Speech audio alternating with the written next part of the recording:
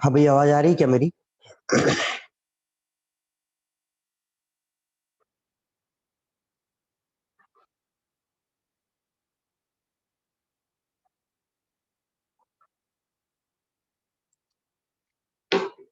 आ रही ना?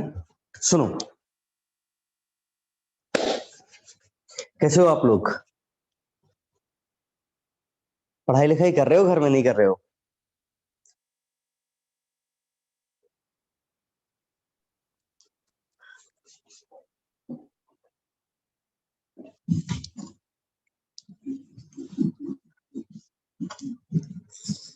लड़का लिख रहा है, आप बताओ। बेटा मैं तो सही हूँ, मैं तो सुबह 7:30 बजे यहाँ से आता हूँ और रात में 9 बजे यहाँ से जाता हूँ, है ना? तो मैं तो जैसा दिख रहा हूँ ना, बस वैसा ही हूँ।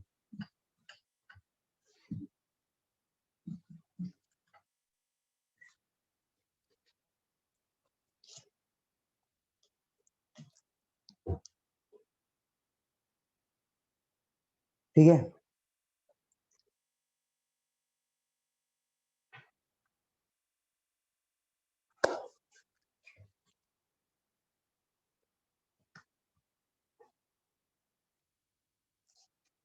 कोरोना का क्या हाल है भोपाल में? कुछ तो ऐसे रहे हो जैसे कोरोना मेरे चाचा का लड़का है ना? तो कोरोना मुझे आकर के रोज बताता है क्या हाल चाल है मेरे। सुनो, अपन बात करते हैं।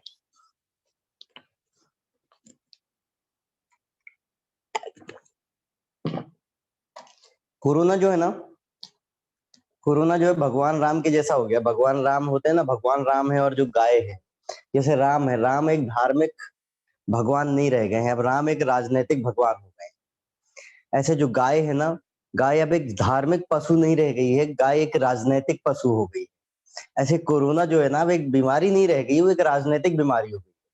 जब चुनाव होते हैं, चुनाव की रैली होती है, तो बेचारा अपने आप शांत हो जाता है ना?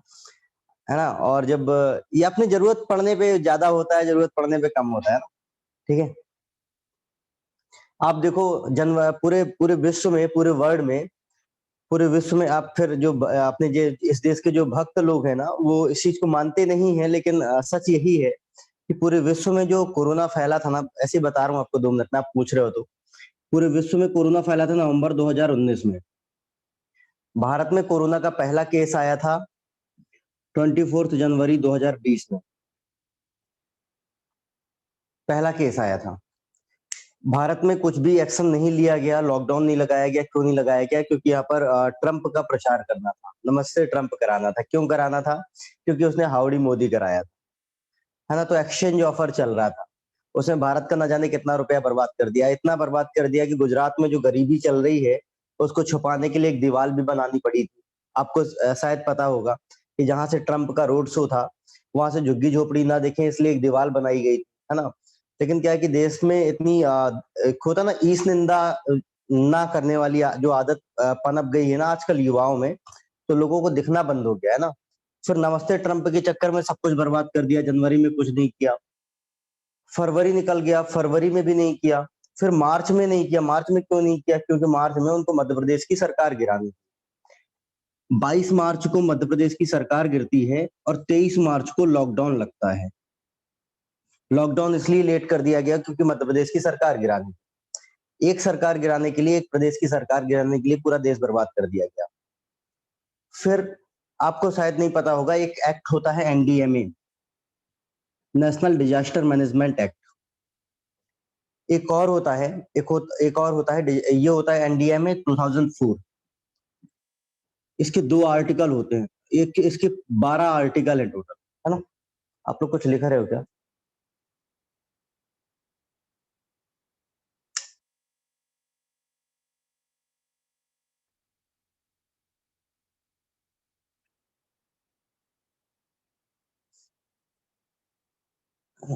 प्रॉब्लम यही है यार, यूथ जो देश का है ना, वो सुनता ही नहीं है ना? देश का यूथ सुनता ही नहीं है। प्रॉब्लम ये है, मैं आपको कुछ बता रहा हूँ एनडीएमए में, सुन तो लो। नेशनल डिजास्टर मैनेजमेंट एक्ट जो होता है, उसमें क्या होता है कि जो एनडीएमए होता है उसमें 12 आर्टिकल होते हैं, एक आर्टिकल 4 भी होता है, एक आर्टिकल 4 भी होता है। ठीक, आर्टिकल 4 में क्या होता है कि जो सेंट्रल है, जब लॉकडाउन लगाएगा या फिर ऐसे कोई एक्शन लेगा तो वो स्टेट से कंसल्ट करेगा। ठीक, एक आर्टिकल 12 भी होता है, इसमें जो स्टेट वगैरह है वो जब लगाएगा, लॉकडाउन लगाएगा तो वो सेंट्रल से कंसल्ट करेगा, लेकिन जब स्टेट लगाएगा तो उसको सेंटर से परमिशन लेनी पड़ेगी, जो कि मैंडेटरी है, और सेंटर ने परमिशन नहीं दी थी। और दूसरा, सेंटर ने परमिशन नहीं दी थी इसलिए स्टेट नहीं लगा सकते थे। और दूसरी बात कि जब आर्टिकल 4 जो होता है, जो आर्टिकल 4 जो होता है उसमें सेंट्रल को स्टेट से परमिशन नहीं लेनी होती, कंसल्ट करनी होती है। तो सेंटर ने स्टेट से कंसल्ट नहीं किया था, है ना? इस देश के जो तथाकथित स्वभू परमात्मा बने हुए हैं ना, वो रात में 8 बजे टीवी में आए थे और उन्हें बिना स्टेट से कंसल्ट किए बोल दिया था संपूर्ण लॉकडाउन। जिससे हुआ क्या कि जिस स्टेट में कोरोना था वहां तो लॉकडाउन हुआ, लेकिन जिस स्टेट में कोरोना नहीं था वहां भी आर्थिक व्यवस्था तबाह हो गई। जैसे नॉर्थ ईस्ट, नॉर्थ ईस्ट में कोई कोरोना नहीं था, वहां पर चीजें कंट्रोल की जा सकती थी, लेकिन उनको ये दिखाना था कि हम स्टेट के बिना भी चीजें कर सकते हैं। तो इस आर्टिकल को किनारे रख करके स्टेट से कंसल्ट ही नहीं किया गया, यूज किया गया इस आर्टिकल का, है ना? अब प्रॉब्लम ये है कि देश की यूथ को कुछ पता ही नहीं है। देश का यूथ ये देख ही नहीं रहा, देश की यूथ को ये नजर में है ही नहीं, देश की यूथ के कि दिसंबर, जनवरी, फरवरी निकल गया, कुछ नहीं किया गया। 22 मार्च को अचानक से सरकार गिरती है और 23 मार्च को अचानक से रात में टीवी में आते हैं और लॉकडाउन हो जाता है।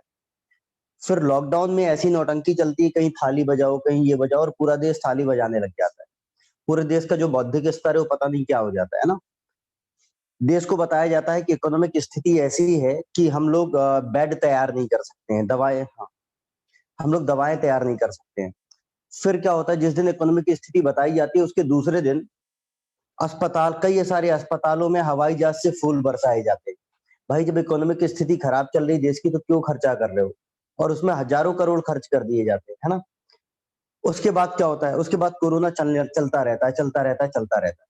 ठीक, जो मजदूर है वो बेचारे डिलेमा में फंसे रहते हैं। मजदूरों को पता नहीं होता जाना है कि आना है, क्या करना है, क्या नहीं करना है। मजदूर बेचारे जब पैदल निकल जाते हैं तब सरकारों की गाड़ियां जाती हैं।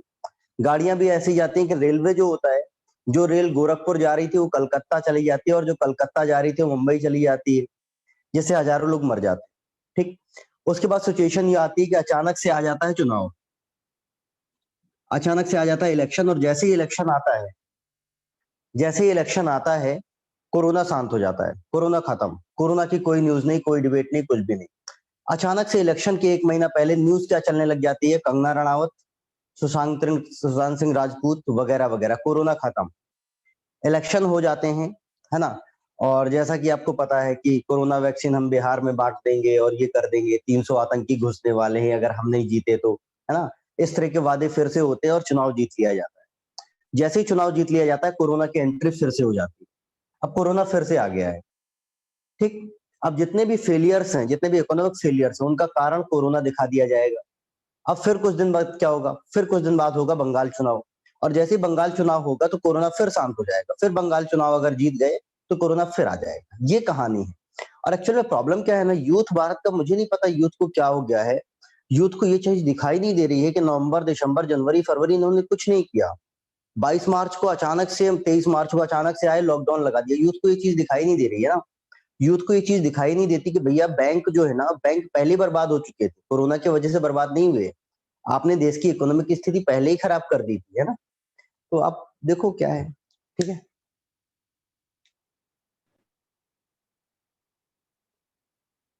ठीक है। खैर, अपन बात करते हैं थर्मोडायनेमिक्स की, एक हेडिंग डालो, फर्स्ट लॉ ऑफ थर्मोडायनेमिक्स।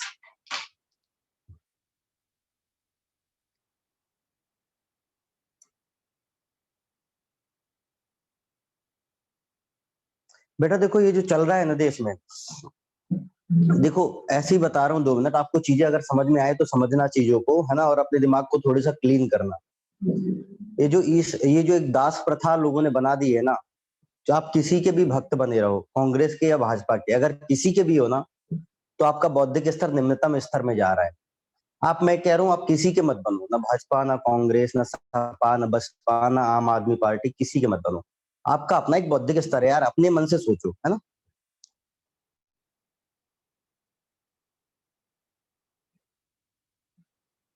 बेटा व्यूज अलग अलग हो सकते हैं, व्यूज अलग अलग हो सकते हैं, लेकिन जिस समय देश की बेरोजगारी 45 साल में सबसे ऊपर पहुंच गई हो, भुखमरी सबसे ऊपर पहुंच गई हो, बैंक डूब रहे हो, है ना, मजदूर बेचारे पैदल चल करके रास्तों में मर गए हो, है ना, उस समय पर अगर आपके व्यूज हैं कि सब कुछ सही हुआ है, तो आपके व्यूज गलत है ना। अगर उस समय पर आपके व्यूज ऐसे हैं तो आपके व्यूज गलत है, आपके व्यूज कुछ भी हो सकते हैं। हाँ, अरे यार, अब आप कहोगे इटली में देखो, पाकिस्तान में देखो, यही प्रॉब्लम है, यही प्रॉब्लम है, यही प्रॉब्लम है। अभी आप कहोगे पाकिस्तान में देखो, फिर इटली में देखो, अपने देश में क्यों नहीं देखो यार, है ना। एक्चुअली लॉजिकल रहो ना यार। अपने देश मतलब ये तो वही हो गई कि मेरा घर टूट गया, मैं कहूँ पड़ोसी का घर देखो उसका ज्यादा टूटा है। भाई अपना घर देखो, अपना देश देखो, है ना। इटली में क्या हुआ, मुझे क्या मतलब इटली में क्या हुआ, है ना।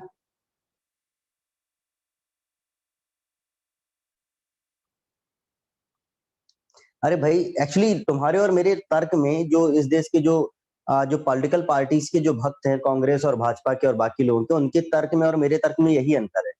उनके लॉजिक क्या होते हैं, इटली को देखो, पाकिस्तान को देखो, अमेरिका को देखो, अरे भाई मैं क्यों देखूं, मैं अपने देश को देखूंगा ना, है ना।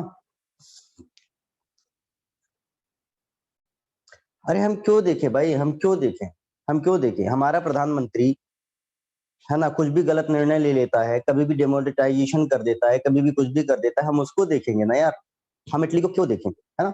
अब आप कहोगे जर्मनी को देखो, जर्मनी में भी तो हिटलर हुआ था, तो हम भी अपने यहाँ एक रखेंगे, ऐसे थोड़ी ना होता है। भाई हम किसी और देश को क्यों देखें, हम अपने देश को देखेंगे, हम विश्व की सबसे बड़ी डेमोक्रेसी है। हमारे यहाँ एनडीएमए बनाया गया है, नेशनल डिजास्टर मैनेजमेंट एक्ट बनाया गया है, और ऐसा नहीं कि कोई नॉर्मली लाया गया था, अटल जी लेकर के आए थे, इसलिए लेकर के आए थे कि जब पैंडेमिक आए तो प्रधानमंत्री राज्यों से कंसल्ट करे, उसको कंसल्ट करना चाहिए था, दैट्स इट, है ना। ठीक है।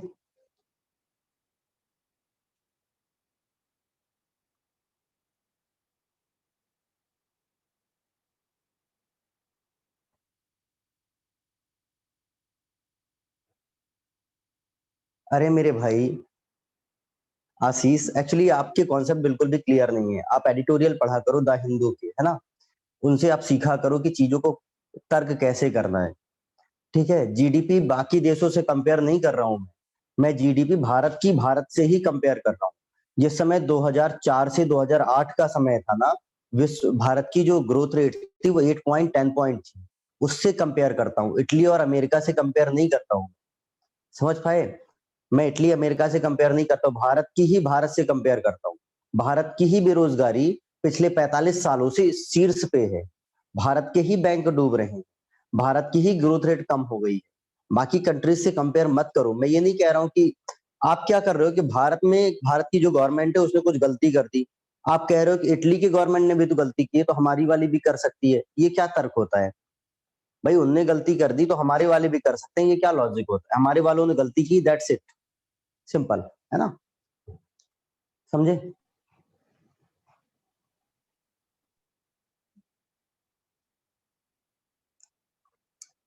अरे बांग्लादेश बोला होगा, लेकिन आप, एक्चुअली प्रॉब्लम ये है कि आप लोग क्या करते हो, मुझे नहीं पता कि जो जो पॉलिटिकल पार्टी के सपोर्टर्स है वो क्या करते हैं कि किसी भी तरह से कहीं गंदा सा लॉजिक ढूंढ लाएंगे और गवर्नमेंट को सपोर्ट करने लग जाएंगे। अरे भाई गवर्नमेंट ने अगर गलती की तो उसको एक्सेप्ट करो ना, अगर गवर्नमेंट ने गलती की तो उसको स्वीकार करो। भाई demonetisation is a failure, blunder था वो, उसको स्वीकार करो कि ब्लंडर था। अब आप कहोगे नहीं, एक बार इंदिरा जी ने इमरजेंसी भी तो लगाई थी, तो इंदिरा जी लगा सकती हैं तो ये भी डिमोनेटाइजेशन कर सकते हैं, ये क्या लॉजिक होता है। भाई अगर मैंने कोई चीज गलत की तो मैं गलत हूं, अब सामने वाले ने मुझसे बड़ी गलती की थी इसलिए मैं सही हो जाऊंगा, ये क्या लॉजिक है ना। ठीक है, खैर अपन बात करते हैं ना।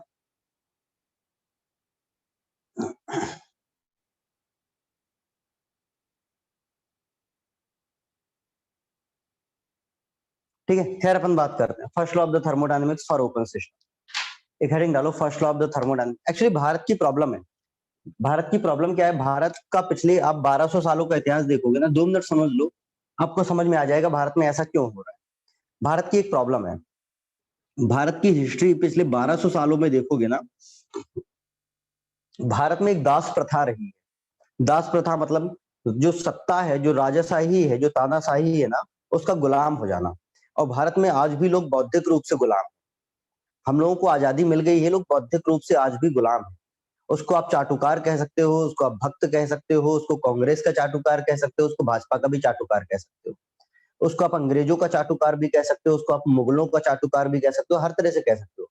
जब भारत में भारतीय राजा थे ना, जब इंडियन राजा थे, तो भारत इंडियन तो लोग इंडियन राजा के चाटुकार होते थे। फिर क्या हुआ, धीरे धीरे जब मुगल आए तो लोग मुगलों के चाटुकार हो गए। फिर मराठा आए तो लोग मराठाओं के चाटुकार हो गए। तो जहां फिर अंग्रेज आए तो लोग अंग्रेजों के गुलाम हो गए। आप सोचो कैसे हो सकता है कि अंग्रेज केवल 30 लाख थे, शायद आपको पता होगा। 1 लाख अंग्रेज थे, 1 लाख अंग्रेज थे और 30 करोड़ भारतीय थे। 1 लाख अंग्रेज थे और 30 करोड़ भारतीय थे और हम उनके गुलाम थे। एक्चुअली हमारी जो साइकोलॉजी है ना, वो गुलामी की है। हम लोग कभी गलती देखते ही नहीं, हम लोग क्रिटिसाइज करते ही नहीं। हमको लगता है कि ईस्ट निंदा गलत चीज है, इसलिए हम लोग अंग्रेजों के गुलाम थे, हम लोग बौद्धिक रूप से गुलाम है। फिर क्या हुआ, फिर नेहरू जी आए, लोग नेहरू जी के गुलाम हो गए। मतलब नेहरू नेहरू नेहरू कर रहे हैं, नेहरू की कई सारी गलती, फिर भी उसको क्रिटिसाइज नहीं कर रहे ना। गांधी की भी गलती है, गांधी को क्रिटिसाइज नहीं कर रहे। गांधी को भगवान बना दिया, नेहरू को भगवान बना दिया। क्रिटिसाइज करो भाई, गलत नहीं है। फिर कांग्रेस आई, कांग्रेस ने 60 साल राज किया। लोग कांग्रेस परिवार के ऐसे, कांग्रेस के इतने भक्त हो गए, इतने चाटुकार हो गए कि केवल गांधी परिवार के चाटुकार रहना जाने। राजीव गांधी के भी चाटुकार, इंदिरा गांधी के भी चाटुकार, प्रियंका गांधी के भी चाटुकार, राहुल गांधी के भी चाटुकार, प्रियंका गांधी के लड़कों के भी चाटुकार, रॉबर्ट वाड्रा के भी चाटुकार, सोनिया गांधी के भी चाटुकार, है ना। अब मोदी जी आए हैं, अब मोदी जी के चाटुकार पैदा हो गए हैं, है ना। तो ये जो नए नए चाटुकार, ये नए नए भक्त पैदा हो गए हैं ना, कांग्रेस के हो या भाजपा के, उनसे बचो। आपका इंडिविजुअल एक बौद्धिक स्तर है, क्रिटिसाइज करना सीखो। डेमोक्रेसी यही है। डेमोक्रेसी का मतलब होता है कि आप पब्लिक हो, आप, आपके पास पावर्स हैं, आप सरकार चुनते हो भाई। अगर आप सरकार की गलतियां नहीं निकालोगे, आप सरकार को इस तरह कुतर्क करके अगर सपोर्ट करने लग जाओगे कि इटली वाले ने तो गलत किया था ज्यादा, हमारे वाले ने कम गलत किया, इसलिए हमारा वाला सही। अगर इस तरह से आप सपोर्ट करने लग जाओगे तो सरकारें तानाशाह हो जाएंगी, डिक्टेटर हो जाएंगी। और सरकार कभी डिक्टेटर नहीं होती, कभी प्रधानमंत्री तानाशाह नहीं होता, उसको हम तानाशाह बना देते, है ना। क्यों? क्योंकि हम उसको गलत तरीके से सपोर्ट करते हैं, है ना। तो बस यही कह रहा हूँ आपको। बाकी मीडिया बिकी हुई है, वो आपको नहीं बताएगी चीजें, है ना।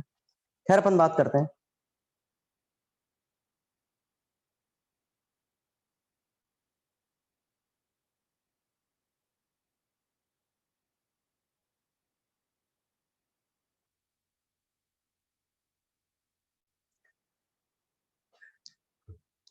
खैर, अपन बात करते हैं। एक हेडिंग डालो, एक हेडिंग डालो, first law of the thermodynamics for open system. First law of thermodynamics for open system. लेकिन देश में इस समय पे जो हो रहा है वो बहुत गलत हो रहा है। उसका परिणाम कम से कम अगले 50 साल तक देश भुगतेगा, है ना। जो मैं जानता हूँ, जो इकोनॉमिक सिचुएशन देश की खराब हुई है ना। खैर, एक हेडिंग डालो, first law of thermodynamics for open system.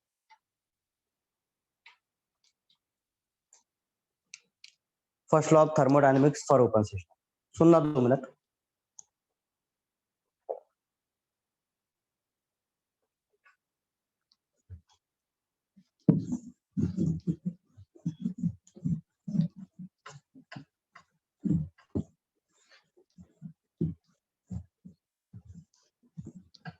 First law of thermodynamics for open system, सुनना।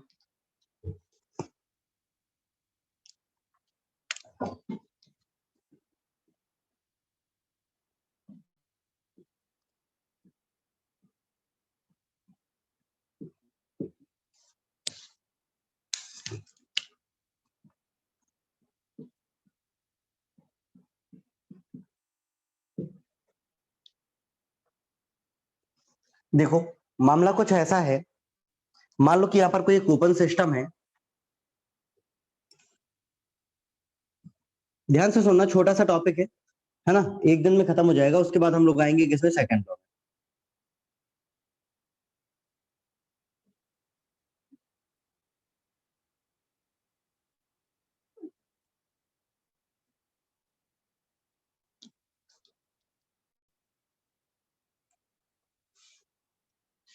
ये आपका क्या है, कंट्रोल वॉल्यूम है।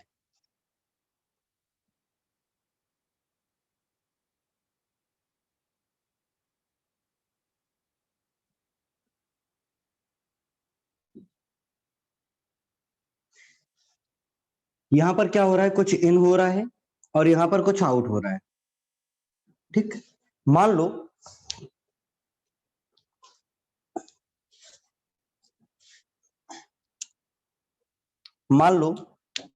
कि यहां पर जो इन हो रहा है वो मास कितना है, del m1 upon del T, और यहां पर जो एग्जिट हो रहा है वो मास कितना है, del m2 upon del T, इतना है। मान लो कि यहाँ पर जो फ्लूइड इन हो रहा है ना, मैं आपको पूरा बता रहा हूँ, स्टडी फ्लो एनर्जी इक्वेशन और अनस्टडी स्टेट, इसको ध्यान से देखना। एक्चुअली इसलिए बोल रहा हूँ आपसे कि जो अनस्टडी स्टेट वाले क्वेश्चन है ना बेटा, जो अनस्टडी स्टेट वाले क्वेश्चन है ना, उसमें लोगों को प्रॉब्लम होती है ना, तो इसको ध्यान से देखना ना। ये जो मास है यहाँ से कितना, del m1 upon del T, और मास मान लो कि जो मास एंटर हुआ उसकी एंथैल्पी h1 थी, इंटरनल एनर्जी u1 थी, प्रेशर p1 था, स्पेसिफिक वॉल्यूम v1 था, और वेलोसिटी v1 थी, और एलिवेशन z1 था। ये यहां पर डाटा दे रखा था, और यहां पर एंथैल्पी h2 थी, इंटरनल एनर्जी u2 थी, प्रेशर p2 था, स्पेसिफिक वॉल्यूम v2 था, और एलिवेशन z2 था। और मान लो कि यहां पर कुछ हीट ट्रांसफर हो रही है,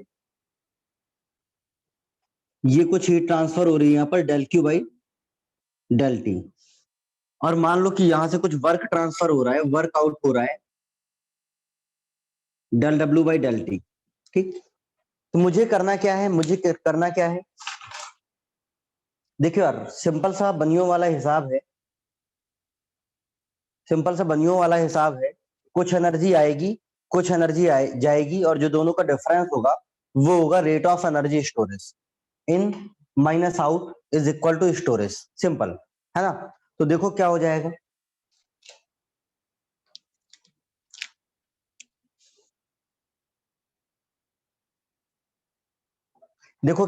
इनलेट पर देखो del E1 upon del T, inlet पर जो एनर्जी है वो क्या होगा, इनलेट पर एनर्जी हो जाएगी del m1 upon del T. Energy कौन कौन सी होगी, देखो एनर्जी कौन कौन सी होगी, जब फ्लूइड यहां पर एंटर हुआ उसके पास कुछ इंटरनल एनर्जी होगी, बिल्कुल होगी। जो फ्लूइड यहां पर एंटर होगा उसके पास कुछ फ्लो वर्क होगा, फ्लो वर्क मैंने आपको पढ़ाया था, कि जब कोई फ्लूइड फ्लो होता है तो उसको जस्ट अपनी आगे वाली लेयर को क्या करना होता है, पुश करना होता है, उसके लिए एक फ्लो वर्क की रिक्वायरमेंट होती है, तो उसको बोलते हैं P1V1 प्लस एक काइनेटिक एनर्जी होगी V1 स्क्वायर बाई टू, मास यहां पर लिख दिया है तो मायम V1 स्क्वायर बाई टू होगा, प्लस पोटेंशियल एनर्जी होगी। जो यहां पर फ्लूइड एंटर हो रहा है उसके पास एनर्जी होगी, internal energy, flow work, kinetic energy और पोटेंशियल एनर्जी, प्लस कुछ हीट के फॉर्म में भी एनर्जी एंटर होगी। तो फाइनली ये हो जाएगा del Q upon del T. ये है internal energy,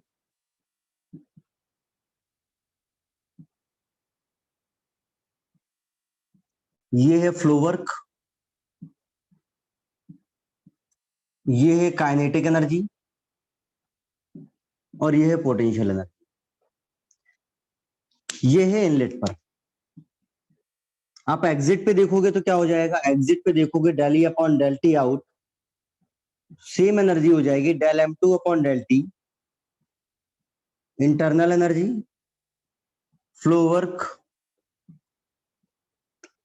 kinetic energy, potential energy, plus work के फॉर्म में कुछ एनर्जी निकल जाएगी del W upon del T. ये हो जाएगा सिंपल। अब देखो, आपको पता है कि जो अगर आप मास कंजर्वेशन लगाओगे ना, तो क्या हो जाएगा, del M upon del T of control volume, इसका कंट्रोल वॉल्यूम का मास कितना होगा, कंट्रोल वॉल्यूम का मास होगा जितना आया माइनस जितना गया। ये हो जाएगा del m1 upon del T minus del m2 upon del T. And energy conservation लगाओगे del E upon del T of control volume, क्या हो जाएगा, del E1 upon del T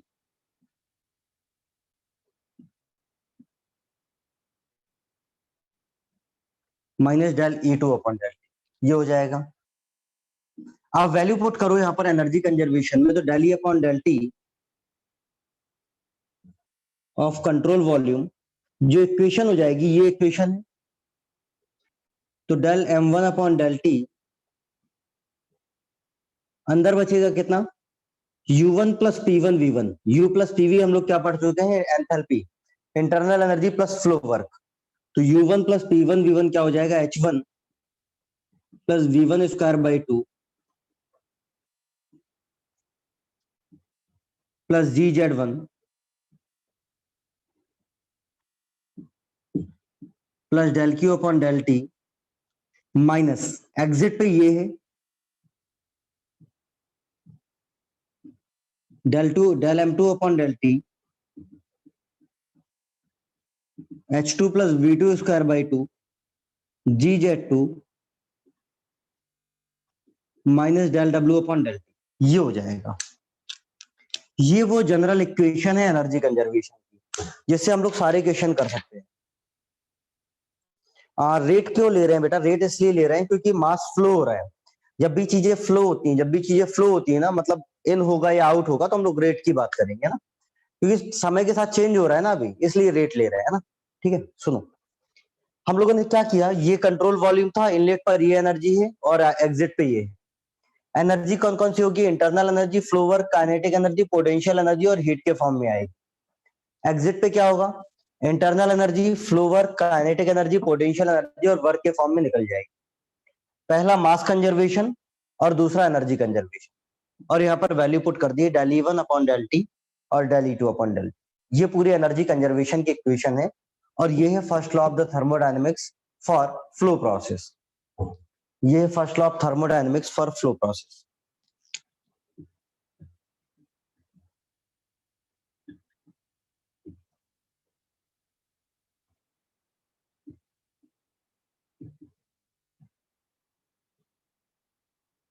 for flow process. अच्छा मुझे बता दो ये किसके लिए वैलिड होगा, रिवर्सिबल इरिवर्सिबल,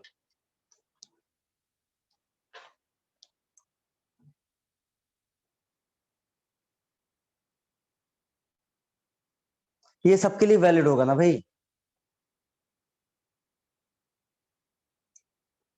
है ना, सबके लिए वैलिड होगा क्योंकि एनर्जी कंजर्वेशन है। Del M upon del T का मल्टीप्लाई क्यों किया, मल्टीप्लाई इसलिए किया क्योंकि अंदर जितनी भी चीजें वो पर यूनिट मास लिखी हुई है, इसलिए बाहर मास का मल्टीप्लाई किया है। हाँ, इससे ही तो बर्नौली आती है, बिल्कुल।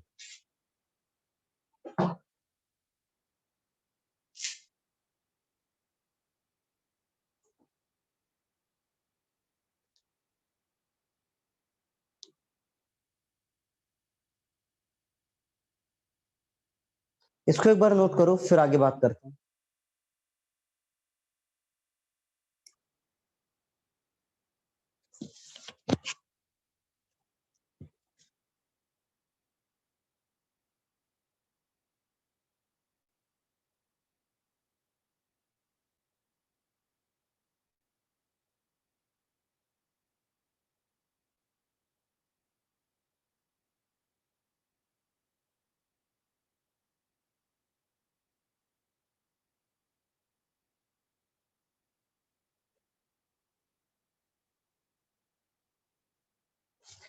M one is equal to M two हो सकता है क्या, वो एक स्पेशल केस होगा स्टडी स्टेट के लिए। आगे हम लोग बात करेंगे स्टडी स्टेट, उसमें हम लोग बात करेंगे स्टडी फ्लो एनर्जी इक्वेशन, जब एम वन और एम टू बराबर होगा और एनर्जी भी इनलेट और आउटलेट पे बराबर होगी, वो कि स्पेशल केस है, बात करते हैं उसकी। एम इन बराबर एम आउट यहाँ पर नहीं है, मैंने एक जनरल केस लिया है, अभी मैं एक जनरल केस ले रहा हूँ, है ना, मैं आपको समझा रहा था कि पूरी इक्वेशन कहाँ से आई, तो एक जनरल केस है। आगे हम लोग एक स्टैंडर्ड केस की बात करेंगे स्टडी स्टेट की, जब इनलेट और आउटलेट पे एनर्जी और मास दोनों क्या हो जाएंगी, बराबर हो जाएंगे, है ना, बात करेंगे उसकी।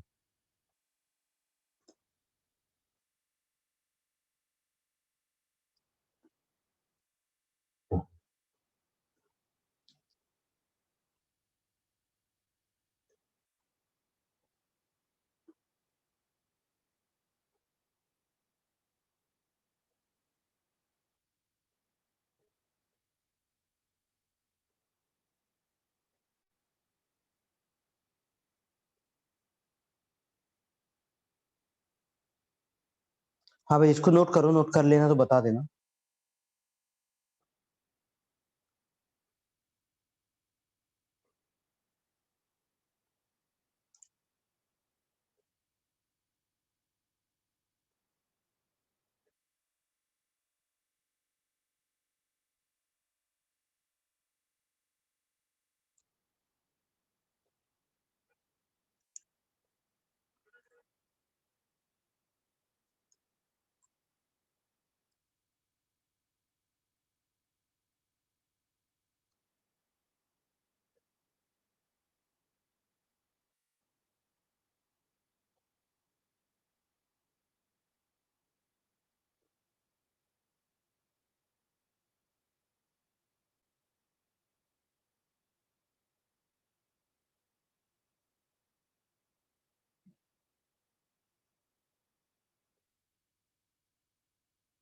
अहमद पटेल खत्म हो गए क्या?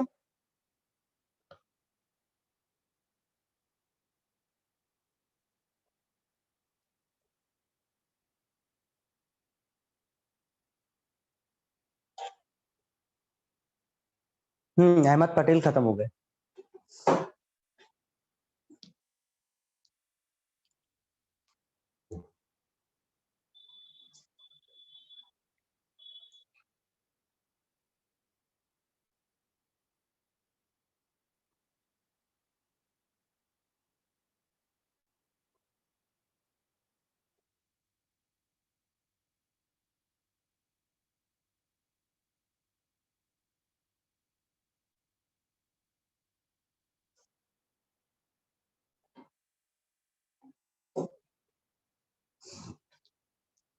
हाँ, अहमद पटेल राजनीतिक सलाहकार थे सोनिया गांधी के, और मनमोहन सिंह जी की कैबिनेट में थे। और जो सीडब्ल्यूसी है, सेंट्रल वर्किंग कमेटी है जो कांग्रेस की, जिसमें 18 मेंबर है, उसमें एक मेंबर भी थे, मतलब जो कांग्रेस के बहुत बड़े टॉप 18 लीडर्स में से एक थे, है ना।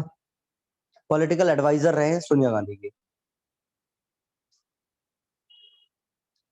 इनका कैरेक्टर गलत दिखाया एक्सीडेंट पीएम में। इनका कैरेक्टर गलत ही था बेटा, इनका कैरेक्टर गलत ही था।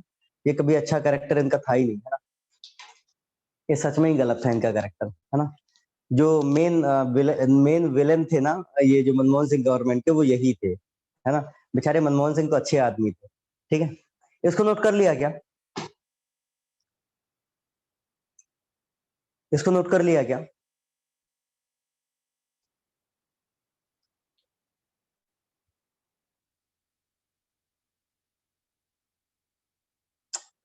नोट कर लिया ना? सुनो, ये मैंने एक जनरल केस लिया है। ये मैंने उस सबके लिए बताया आपको कि आपका कोई भी क्वेश्चन आ जाए इस दुनिया में, कोई भी क्वेश्चन आ जाए इस दुनिया में, आपको परेशान होने की जरूरत नहीं है। आप एनर्जी कंजर्वेशन लगाओ, क्वेश्चन सॉल्व होगा ही होगा। ठीक है, इसके बाद हम लोग बात करते हैं कि स्पेसिफिक केस की। एक हेडिंग डालो फॉर स्टडी स्टेट। एक हेडिंग डालो फॉर स्टडी स्टेट। एक हेडिंग डालो फॉर स्टडी स्टेट। सुनो,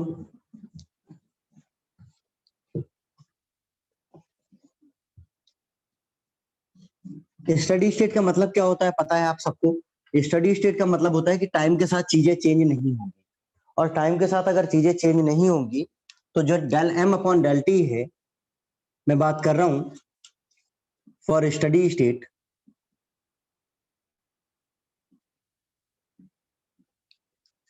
जो del M upon del T है of control volume, rate of change of mass of control volume, ये क्या हो जाएगा? जीरो हो जाएगा। होना पड़ेगा क्योंकि टाइम के साथ स्टडी स्टेट में चीजें चेंज नहीं होती। और अगर del M upon del T zero हो गया, अगर ये जीरो हो गया पूरा, तो आपको नहीं लगता कि इनलेट और आउटलेट, इनलेट और एग्जिट दोनों पर मास फ्लो रेट क्या हो जाएगा? बराबर हो जाएगा। Plus and del E upon del T of control volume भी क्या हो जाएगा? जीरो हो जाएगा। और अगर ये जीरो हो गया, तो इनलेट और एग्जिट दोनों पर एनर्जी भी क्या हो जाएगी? बराबर हो जाएगी। तो देखो क्या हो जाएगा, del M upon del T zero हो गया, इसका मतलब है कि M one dot del M one upon del T is equal to del M two upon del T, और इसको दिखा रहा हूं मैं M one dot is equal to M two dot is equal to M dot. ठीक, पहली बात। दूसरा, del E upon del T of control volume zero, इसका मतलब है कि del E one upon del T is equal to del E two upon del T, ये हो जाएगा। ये del E one upon del T ये लिखा है पूरा, और del E two upon del T ये लिखा है पूरा। वैल्यू पुट करो तो क्या हो जाएगा, एम वन डॉट को क्या लिख चुके हैं, M dot H one plus V one square by two G Z one plus del Q by del T is equal to M dot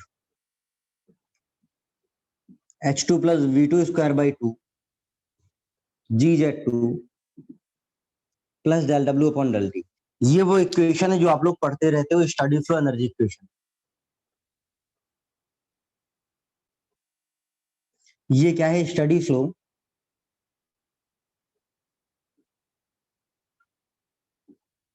energy equation. मतलब जो आप पढ़ते हो ना स्टडी फ्लो एनर्जी इक्वेशन, वो first law of flow process का एक special case है स्टडी स्टेट के लिए। जब इनलेट और एग्जिट पर चीजें क्या हो जाती हैं, बराबर हो जाती हैं, या फिर कंट्रोल वॉल्यूम का समय के साथ कोई भी चेंज नहीं होता है।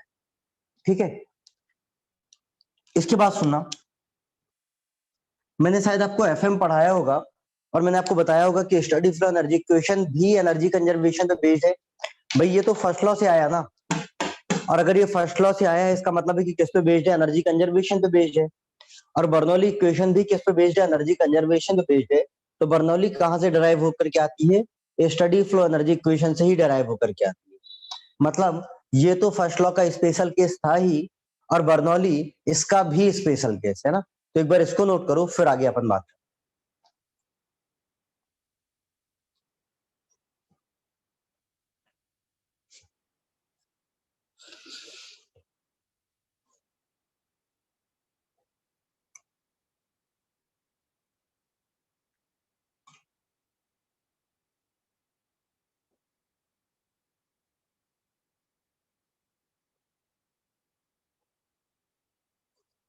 एक बार इसको नोट करो, फिर आगे बात करते हैं। नोट कर लिया होगा।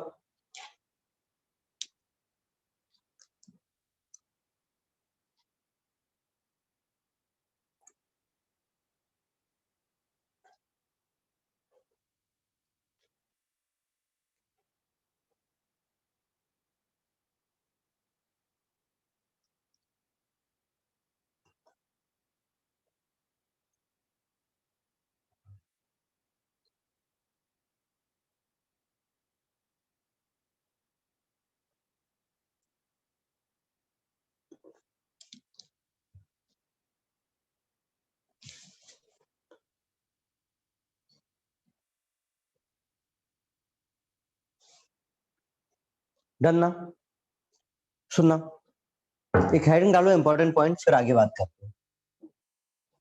एक हेडिंग डालना important point.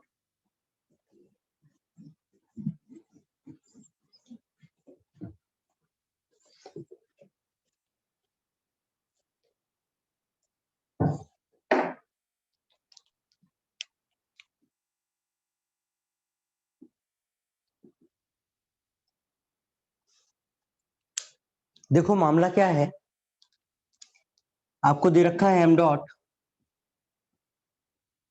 H one plus V one square by two. H one को लिख सकते हैं कितना, P one V one, sorry U one plus P one V one plus V one square by two plus G Z one plus del Q upon del T is equal to M dot U two plus P two V two plus V two square by two plus G Z to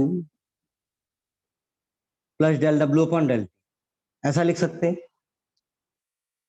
यहां पर कुछ कुछ assumption ले रहा हूं मैं, देखना।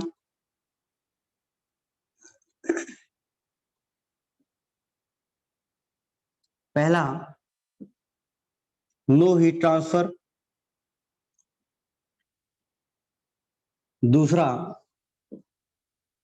No work transfer. तीसरा,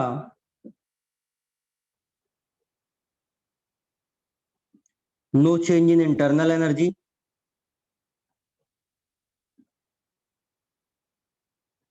और चौथा डेंसिटी इज कांस्टेंट।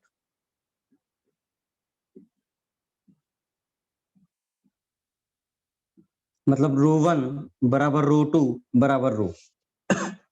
आप देखो, अगर ये एजम्पशन लो नो हीट ट्रांसफर तो ये जीरो हो जाएगा, नो वर्क ट्रांसफर तो ये जीरो हो जाएगा, इंटरनल एनर्जी सेम मतलब ये कैंसिल हो जाएगा। और अगर ये सब कैंसिल हो ही गया है तो देखो क्या बचेगा, यहां पर बचेगा M dot P1। Specific volume क्या होता है, 1 अपॉन डेंसिटी होता है, प्लस अपॉन रो 1 हो जाएगा, V1² by 2 plus GZ1 is equal to हो जाएगा एम डॉट P2/रो 2 plus V2² by 2 plus GZ2। देखो, पर आपको पता है कि यहाँ एम डॉट से एम डॉट क्या हो जाएगा, कैंसिल हो जाएगा, और फाइनली जी से आप डिवाइड करो, और जब जी से डिवाइड करोगे तो P1 बाई क्या हो जाएगा, rho G plus V1²/2G plus Z1 is equal to क्या हो जाएगा, P2/रो जी V2²/2G, जी से डिवाइड कर दिया प्लस Z2। और ये क्या था, ये आपकी बर्नौली इक्वेशन।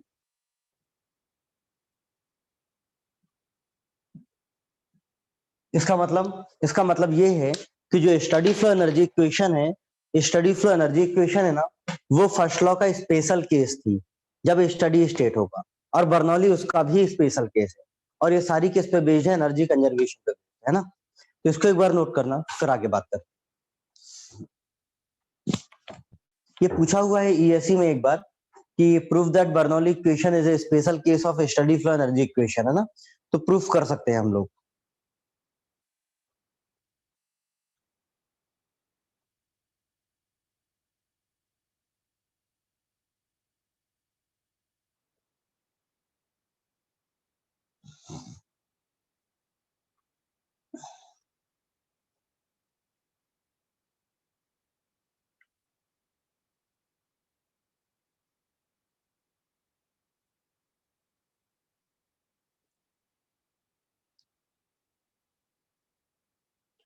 हाँ भाई, इसको एक बार नोट करो, फिर आगे बात करते हैं।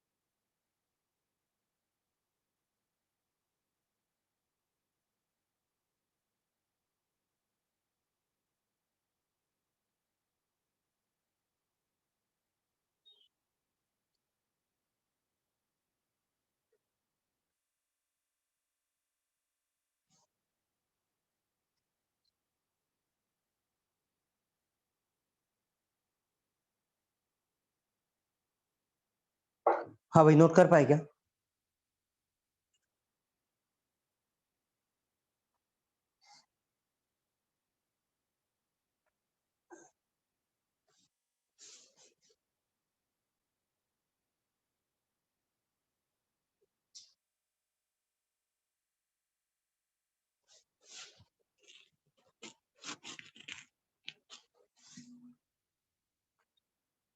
नोट कर लिया ना?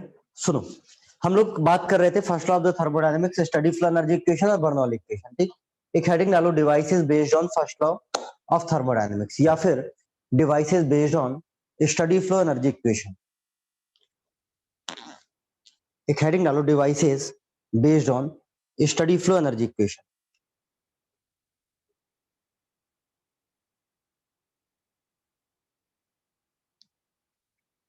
Devices based on steady flow energy equation, ठीक है। अपन एक काम करेंगे, अभी आप लोगों के एंड सेम चल रहे हैं ना, या मिड सेम चल रहे हैं? मिड सेम चल रहे हैं ना।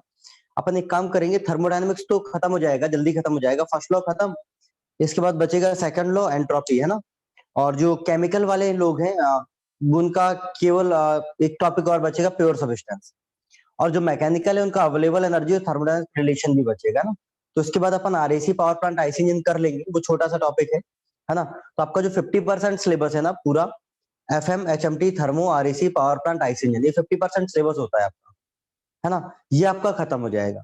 तो आप लोग इस स्टेज पे होगे कि जो थर्ड ईयर वाले भी हो ना, जो लोग थर्ड ईयर वाले भी हो ना, वो लोग भी इस स्टेज पे होगे कि जब गेट पे बैठोगे ना बेटा आप लोग, तो इस साल आप 60-70 मार्क्स स्कोर कर सकते हो। मतलब आप देखो, केमिकल वालों के लिए भी सेम बात बोल रहा हूँ, केमिकल वालों के लिए भी बोल रहा हूँ, केमिकल वालों को रैंक लाना बहुत इजी होता है, बहुत इजी होता है। हाँ, केमिकल वालों को तो रैंक लाना बहुत इजी होता है, क्योंकि कंपटीशन बहुत कम होता है, वो तो ला ही सकते हैं ना। और मैकेनिकल वालों को भी आप लोग इतना कर सकते हो, क्योंकि जो आपका जो 100 मार्क्स है ना, बस 2 मिनट ले रहा हूँ, फिर आता हूँ, है ना, फिर आता हूँ मैं सब्जेक्ट में। जो 100 मार्क्स है ना, उसमें देखो 15 मार्क्स का होता है मैथ, और मैथ के लिए आपको कुछ भी नहीं करना है, मैथ के लिए आपको कुछ भी नहीं करना है, सिंपल बता रहा हूँ आपको। आपके ही कॉलेज में एक डीके जैन सर है, डीके जैन ही नाम है ना, डीके जैन सर ही है ना, एचओडी है जो। हाँ, ठीक है। इनको कैसे बोल सकता हूँ, उन्होंने मुझे एक बार क्लास से भगा दिया था है ना। सुनो, बहुत अच्छे आदमी है सच में, मतलब बहुत स्वीट आदमी है, मतलब बहुत अच्छे आदमी है। और अगर आप मैथमेटिक्स में कुछ सीखना चाहते हैं ना, तो आप अपने कॉलेज की मैथ की फैकल्टी से सीख सकते हैं। तो मैं डीके जैन सर की बहुत इज्जत करता हूँ मैं। और एक और सर हैं, मैं नाम भूल रहा हूँ, उनका नाम मिस कर रहा हूँ, जिन्हें सिविल सर्विसेज भी दिया था एक बार, मैं नाम मिस कर रहा हूँ, वो बहुत अच्छे हैं, है ना। सुनो, तो जो डीके जैन सर है ना, इनकी एक बुक आती है, जो इन डीके जैन सर की जो एक बुक आती, अंगद ओझा सर है ना, वो उनकी बहुत इज्जत करता हूँ ना। जो डीके जैन सर है ना, इनकी मैथमेटिक्स की जो बुक आती है वो आपको लगानी है। इसके अलावा किसी एक पब्लिकेशन की, है ना, मैथ की एक बुक खरीद लो, दोनों लोग, केमिकल और मैकेनिकल दोनों लोग, है ना। और क्या करो कि अभी से ही रोज 1 घंटे, वो जो एक तो डीके जैन लगा लो, डीके जैन सर की बुक लगा लो, और मैथ की किसी भी पब्लिकेशन की बुक खरीद लो, और अभी से लगाना शुरू करो। तो ये आपके कितने मार्क्स तैयार हो गए? 15 मार्क्स, ठीक। उसके बाद एप्टीट्यूड के लिए आप क्या करो, 15 मार्क्स का एप्टीट्यूड, एप्टीट्यूड के लिए आप क्या करो कि किसी भी पब्लिकेशन की एक बुक खरीद लो, और एक बार देख लो। एप्टीट्यूड में वो वाले क्वेश्चन आते हैं, जैसे घड़ी में समय कितना है, और ये अपन ने 5 रुपए के 6 के लिए, तो 8 रुपए के कितने के लिए, ऐसे वाला क्वेश्चन पढ़ते थे ना बचपन में अपन लोग, ऐसे वाले क्वेश्चन आते हैं ना। तो ये 15 नंबर आपका एप्टीट्यूड तैयार हो गया, ठीक है। उसके बाद थर्मो आपको मैं पढ़ा चुका हूँ, मतलब पढ़ा ही रहा हूँ। थर्मो कितने नंबर का आता है? थर्मो आता है लगभग 6 नंबर का, ये तैयार हो गया आपका। एफएम आपका तैयार हो गया कितने नंबर का? 8 नंबर का तैयार हो गया, है ना। आपका एचएमटी तैयार हो गया कितने नंबर का? 6 नंबर का तैयार हो गया। RAC, power plant, IC engine, ये तैयार हो गया कितने नंबर का? 8 नंबर। इतना आपका तैयार हो गया, इतना आपका तैयार हो गया, इसका मतलब समझ रहे हो आप? 6 6 12 12 8 20 8 28 28 30 58, 58 मार्क्स का आपका तैयार हो चुका है। इसके बाद इंडस्ट्रियल आपका पैरेलल में चल रहा है। इंडस्ट्रियल कितने नंबर का आता है? 8 मार्क्स का। इंडस्ट्रियल 8 मार्क्स का आता है। 58 + 8 कितना हो गया? 66 मार्क्स। मतलब अगले 6-7 दिन के अंदर, 6-7 दिन या 10 दिन मान लो, 5 दिसंबर के अंदर अंदर आपका 66 मार्क्स का पेपर हो जाएगा कंप्लीट, 5 दिसंबर के अंदर अंदर। और दिसंबर कंप्लीट होते होते 2-3 सब्जेक्ट और हो जाएंगे। मतलब दिसंबर जब कंप्लीट होगा ना बेटा, केमिकल वालों का भी और मैकेनिकल वालों का, दोनों को बोल रहा हूँ, जब दिसंबर कंप्लीट होगा तो 2-3 सब्जेक्ट और हो जाएंगे। मतलब अभी जो मैं 66 मार्क्स कह रहा हूँ, दिसंबर कंप्लीट होते होते 80-90 मार्क्स का हो जाएगा। मतलब अगर आप बहुत अच्छे से प्रिपेयर करते हो ना, तो आप इसी साल 70-75 मार्क्स स्कोर कर सकते हो। मैंने यही किया था, मेरा सिलेबस इसी तरह से चल रहा था, जब मैं पढ़ रहा था ना इसी तरह से चल रहा था, और यही प्लानिंग थी पूरी, है ना। तो हो जाएगा, ठीक है। सुनो, हाँ बेटा, मार्किंग फिक्स रहती है ना।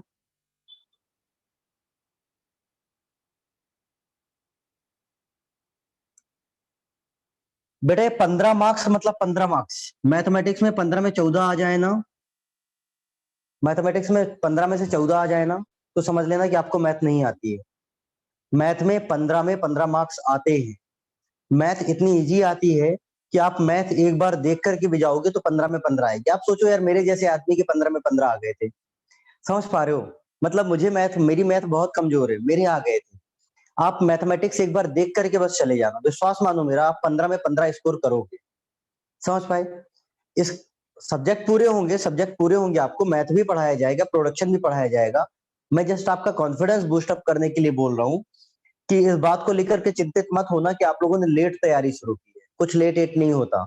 अभी आप 66 मार्क्स का कंप्लीट कर चुके हो, and at the end of December या फिर आप 80 मार्क्स का कंप्लीट कर चुके होगे, और 10 जनवरी को आपका सिलेबस पूरा हो जाएगा। 10 जनवरी को आपका सिलेबस पूरा हो जाएगा। 10 जनवरी से आपका फर्स्ट वीक ऑफ फरवरी में एग्जाम है।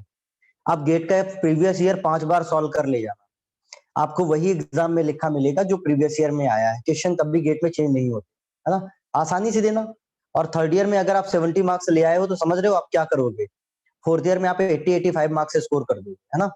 तो आराम से लगे रहो, केवल हो जाएगा अच्छे से ना। ठीक है, सुनो।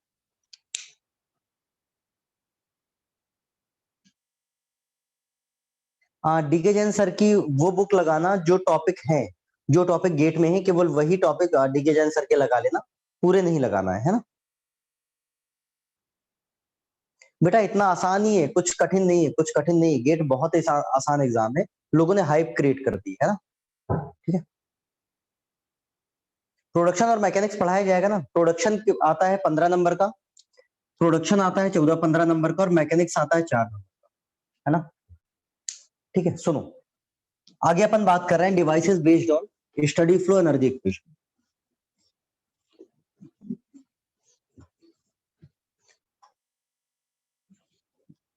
और एक बार गेट का एग्जाम हो जाए ना, एक बार गेट का एग्जाम हो जाए ना, तो फिर क्या करना, फिर आप लोग तैयारी करने लग जाना किसकी, ईएससी की। आप लोग थर्ड ईयर वाले हो ना? आप लोग थर्ड ईयर वाले हो ना? है ना? आप समझो कितना, मतलब बहुत बड़ी बात हो जाएगी, बहुत बड़ी बात हो जाएगी। आप इस साल सिलेबस पूरा कर लो, है ना? आपके मार्क्स आपके सीनियर्स के मार्क्स से ज्यादा आएंगे, इस बात की मैं गारंटी देता हूँ। आप इसी पेस के साथ पढ़ते रहो, है ना? आपको जो कंटेंट दिया जा रहा है ये वही कंटेंट है जो ऑफलाइन में दिया गया है। ठीक, आप बस भरोसा करना, और गेट का प्रीवियस ईयर 5 बार सॉल्व करके चले जाओ। गेट का प्रीवियस ईयर 4-5 बार सॉल्व करके जाओगे, आपको एग्जाम में वही क्वेश्चन मिलेंगे जो आज तक आते थे, कभी भी चेंज नहीं होता गेट में। कुछ भी नया नहीं पढ़ना, गेट का प्रीवियस ईयर 5 बार करके चले जाओ, है ना? मैं कह रहा हूँ गिरी हालत में आप 60 मार्क्स भी ले आए ना, अगर 60 मार्क्स भी ले आए, तो मैं ये नहीं कह रहा हूँ कि आपका पीएसयूज में सिलेक्शन हो जाएगा।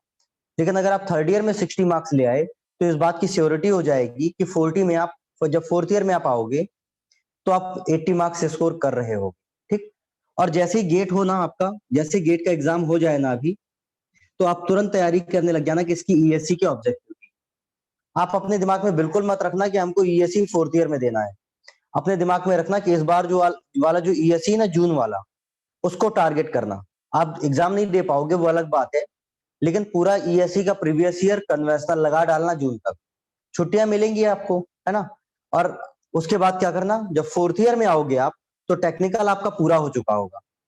और फोर्थ ईयर में आओगे तो टेक्निकल पूरा हो चुका होगा। फिर आप क्या करना, फिर जब अब टेक्निकल पूरा हो जाए तो पूरे फोर्थ ईयर पढ़ना जीएस, और टेस्ट सीरीज लगाना ईएससी वगैरह, है ना?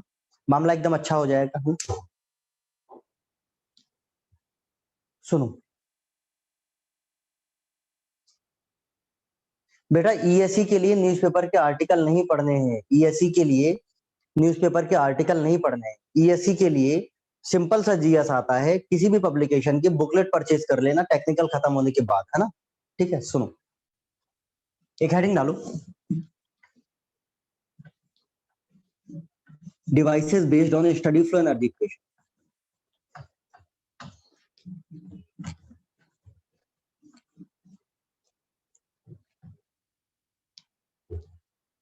Devices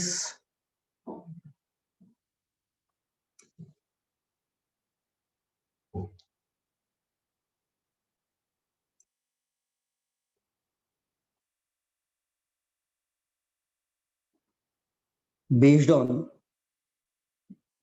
steady flow energy equation. सुनना 2 मिनट। पहली हेडिंग डालो नोजल।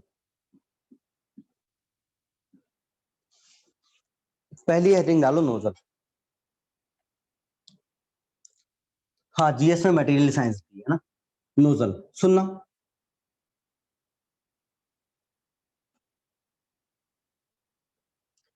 ये एक नोजल है। नोजल का काम क्या होता है? वेलोसिटी को इंक्रीज करना, प्रेशर एनर्जी को काइनेटिक एनर्जी में कन्वर्ट करना। ये 1 है और ये 2 है। मैं कुछ कुछ अजम्पशंस लेकर के चल रहा हूं।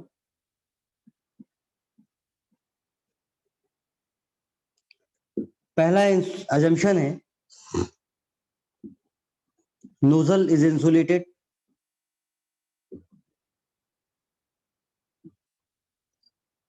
दूसरा अजम्पशन लेकर के चल रहा हूं पोटेंशियल एनर्जी इज निग्लेक्टेड। तीसरा अजम्पशन लेकर के चल रहा हूं नो वर्क ट्रांसफर। हालांकि नोजल में वर्क ट्रांसफर नहीं होता तो ये अजम्पशन लिखने की आवश्यकता नहीं थी। ठीक। अब देखो, अगर इसमें स्टडी फ्लो एनर्जी इक्वेशन लगाऊं तो क्या हो जाएगा? M dot H1 plus V1 square by 2 plus GZ1 plus del Q upon del T is equal to M dot H2 plus V2 square by 2 plus GZ2 plus del W upon del T। देखना एक बार,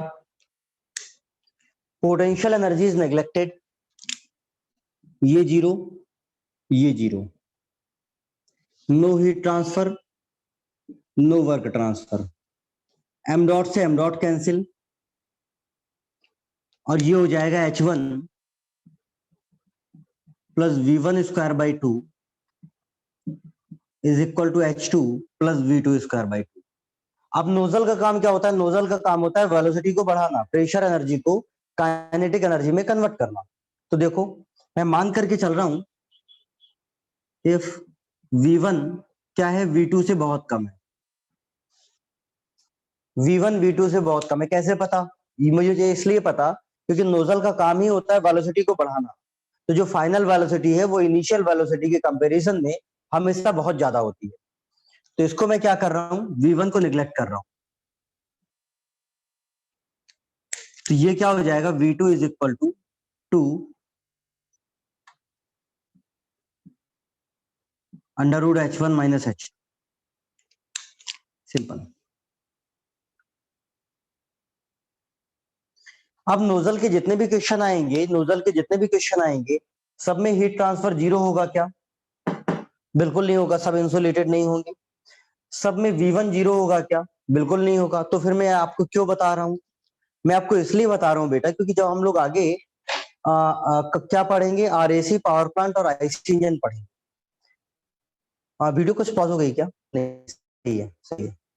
जब आगे हम लोग RAC power plant IC engine पढ़ेंगे, thermal application पढ़ेंगे, उस thermal application में कहीं भी नोजल आएगा ना, उस थर्मल एप्लीकेशन में कहीं भी नोजल आएगा ना, तो हम लोग हमेशा ये वाले एजम्पशन लेकर के चले। ये स्टैंडर्ड एजम्पशन है नोजल के लिए कि नोजल ऐसा होना चाहिए, स्टैंडर्ड। क्वेश्चन में कुछ और हो सकता है, नोजल स्टैंडर्ड ऐसा होना चाहिए। और फाइनली वेलोसिटी ये होती है। एक और हो सकता है, यहां पर देखो, दूसरा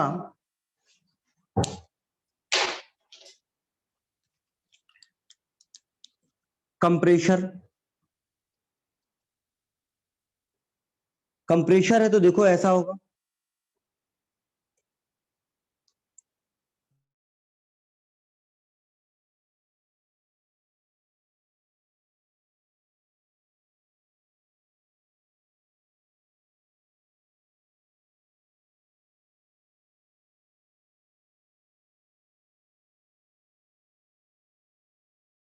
एनर्जी इक्वेशन हो जाएगा M dot H1 plus V1 square by 2 plus GZ1 plus del Q by del T is equal to M dot H2 plus V2 square by 2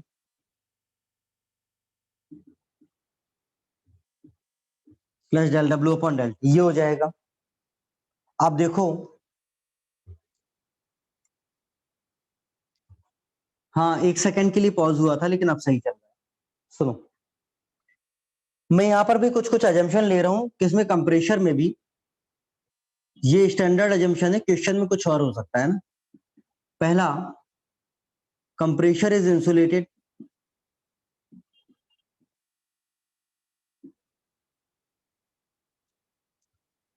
दूसरा, kinetic energy and potential energy are neglected. तो देखो क्या हो जाएगा, आप value put करोगे तो ये 0 हो जाएगा। क्यों भैया, इंसुलेटेड है। और काइनेटिक एनर्जी और पोटेंशियल एनर्जी, काइनेटिक एनर्जी और पोटेंशियल एनर्जी को निग्लेक्ट कर दिया है। तो यहां पर हो जाएगा M dot H1 is equal to M dot H2 plus del W upon del T. तो डब्ल्यू कंप्रेशर हो जाएगा M dot H1 minus H2। मुझे बता दो, जो कंप्रेशर का वर्क है वो पॉजिटिव आएगा निगेटिव आएगा?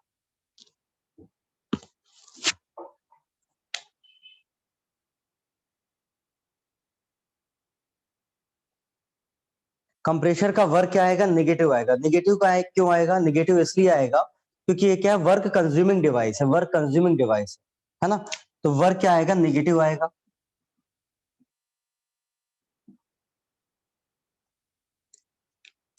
तो अगर मुझे पॉजिटिव लिखना है तो डब्ल्यू कंप्रेशर क्या आ जाएगा, M dot H2 minus H1, simple.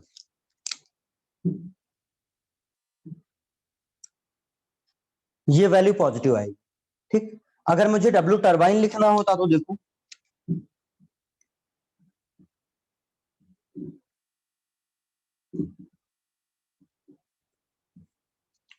Turbine क्या होता है, टरबाइन वर्क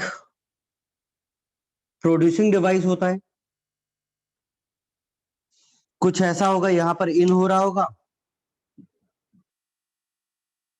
और यहां पर आउट हो रहा होगा, ये टरबाइन है। एजम्पशन,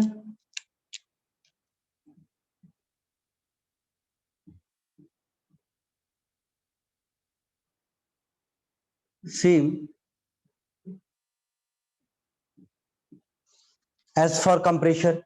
जो कंप्रेशर में एजम्पशन लिए थे वही लिए है ना। कैसे वर्क करता है कंप्रेशर, बात करेंगे पावर प्लांट में, बात करेंगे पावर प्लांट में आएगा पूरा कंप्रेशर की वर्किंग वगैरह, है ना। सुनो, टरबाइन में आप देखोगे वही एजम्पशन है जो कंप्रेशर के लिए लिखे थे। तो क्या हो जाएगा, M dot H1 plus V1 square by 2 GZ1 del Q by del T is equal to M dot H2 plus V2 square by 2 plus GZ2 plus del W upon del T. ये हो जाएगा। आप देखो assumption क्या है, kinetic energy and potential energy को neglect करना है। और इंसुलेटेड है तो हीट ट्रांसफर 0। तो डब्ल्यू टरबाइन कितना आ जाएगा, M dot H1 minus H2, simple. और ये क्या आएगा, ये आएगा पॉजिटिव। इसको एक बार नोट करना, फिर आगे बात करते हैं।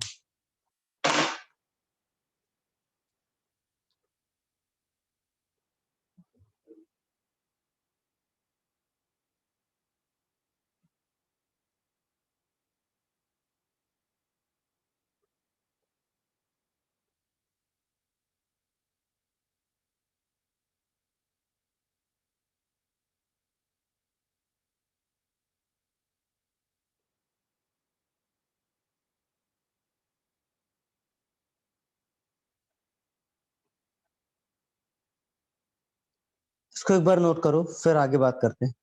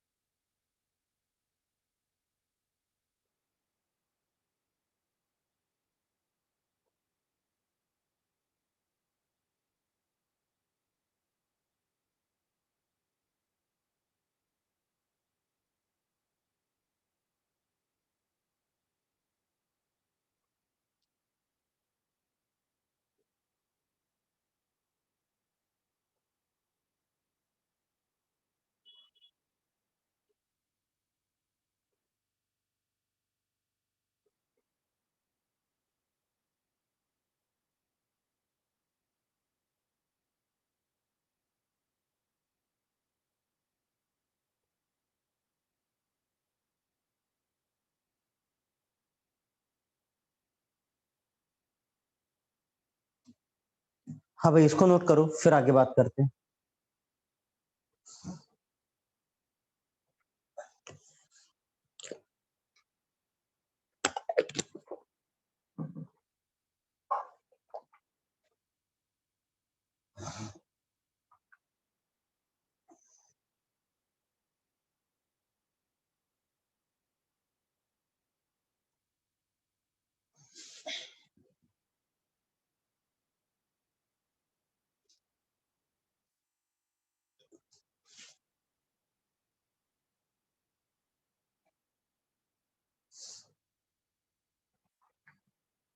एक बार बेसिक फंक्शन बता दीजिए कंप्रेशर का। बेटा आप केमिकल से हैं या मैकेनिकल से हैं?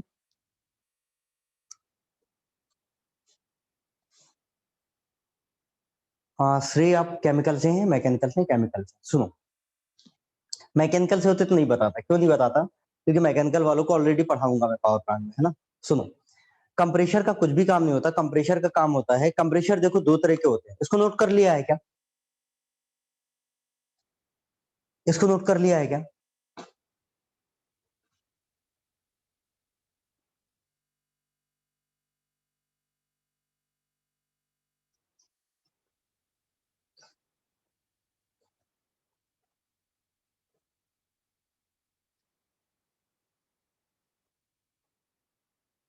हाँ भाई, इसको नोट कर लिया है क्या?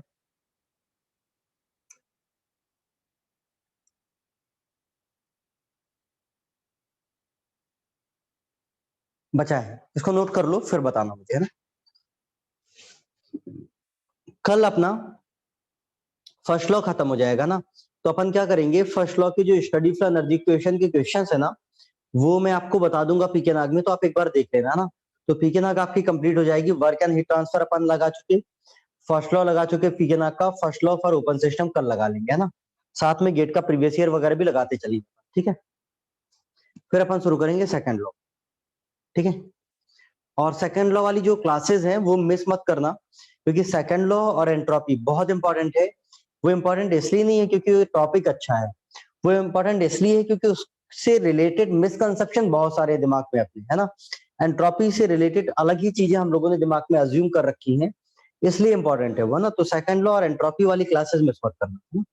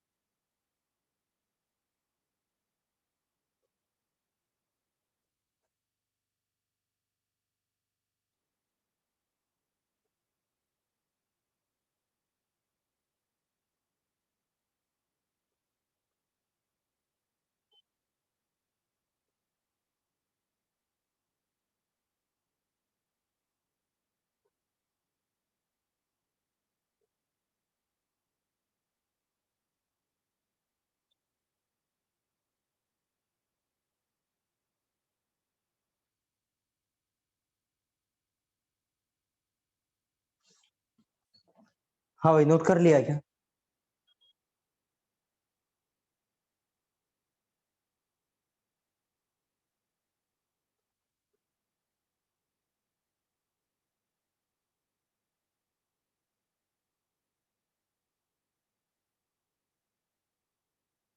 डन ना। सुनना, कंप्रेशर आप पूछ रहे थे, कंप्रेशर कुछ भी नहीं है। कंप्रेशर की वर्किंग देखो,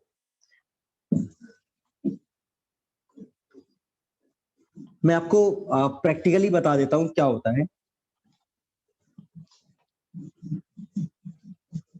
बाकी लोग भी सुन लो, समझ में आ जाएगा थोड़ी सा। बाकी डिटेल में तो अपन पावर प्लांट में बात करेंगे ही, है ना। सुनो, कंप्रेशर दो तरह का होता है, एक तो रेसिप्रोकेटिंग टाइप का होता है और एक रोटरी टाइप का होता है। कंप्रेशर का काम क्या होता है? कंप्रेशर का काम होता है चीजों को कंप्रेस करना, मतलब एयर को कंप्रेस करना, मतलब प्रेशर बढ़ाना, ठीक। इसमें एक होता है रेसिप्रोकेटिंग टाइप का,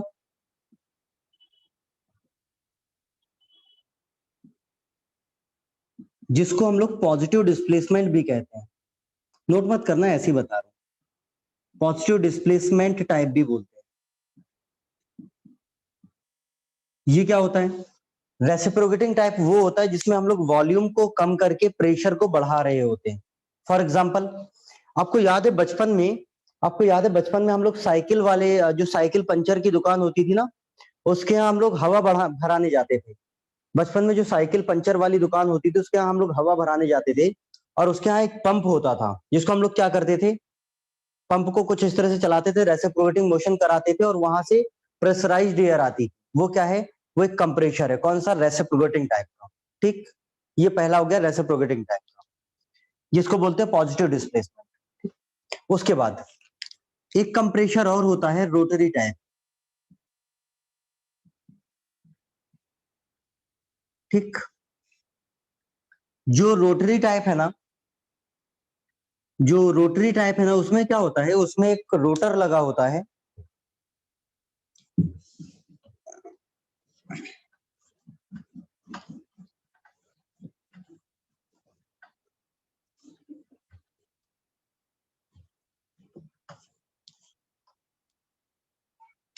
रोटरी टाइप में एक रोटर लगा होता है कुछ इस तरह से, और इस रोटर में कुछ ब्लेड्स लगी होती है।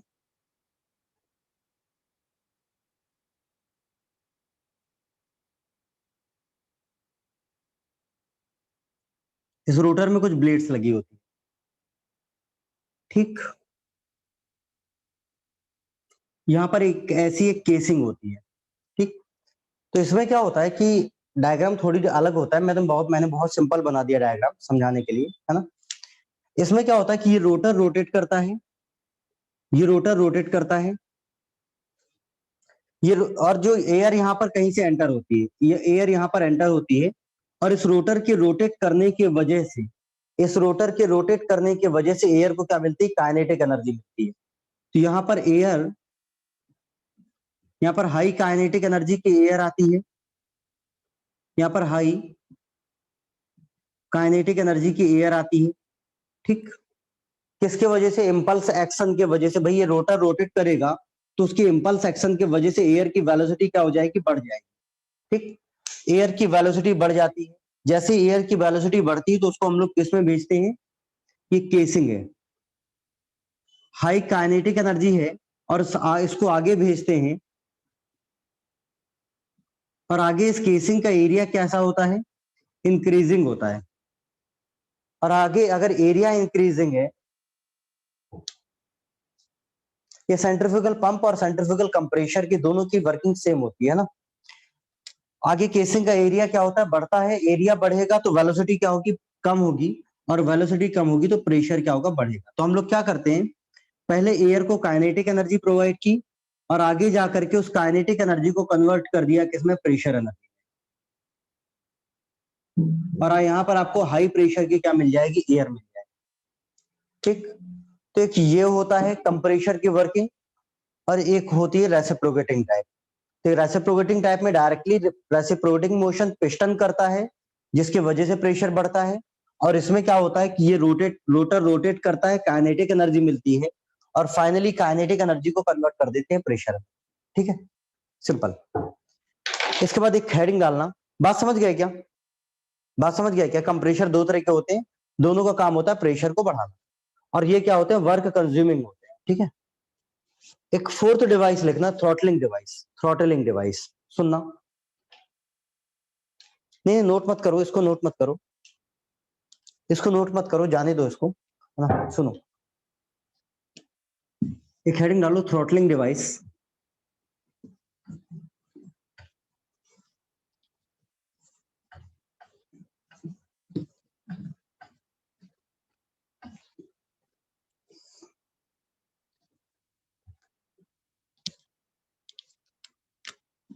Fourth number, throttling device.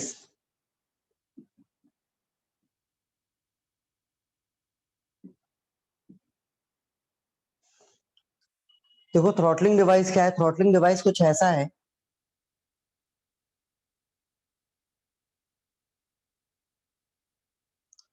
यहाँ पर कोई एक पार्शियली ओपन वॉल्व है,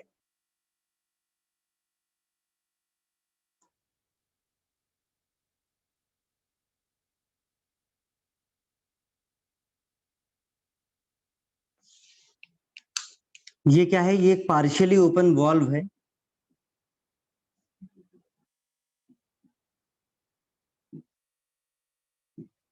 यहाँ पर एक कोई सेक्शन है 1-1, ये 1-1 कोई सेक्शन है, और ये कोई 2-2 सेक्शन है।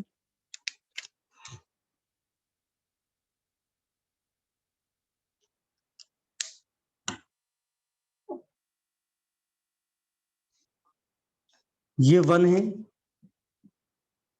और ये 2 है।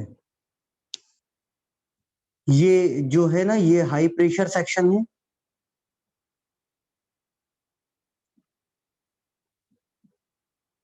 और ये क्या है, ये लो प्रेशर सेक्शन है।